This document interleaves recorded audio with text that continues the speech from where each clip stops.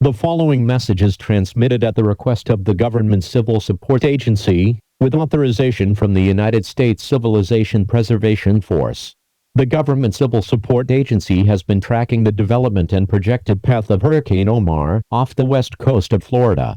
Sustained winds are expected to be up to and in excess of 111 miles per hour, with gusts expected to reach strengths of 150 miles per hour.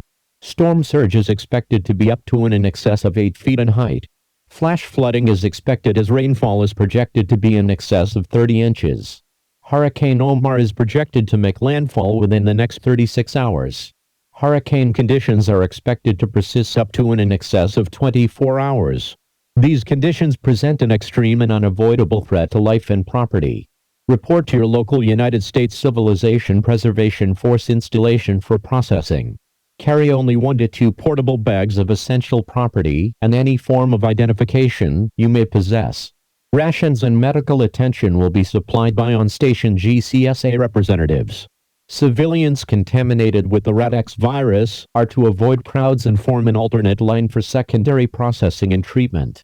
Civilians will be evacuated or processed into available safe shelter based on the available resources of your local installation. If you are unable to locate your local installation or are not capable of travel, you are at risk of severe injury, loss of property, and death.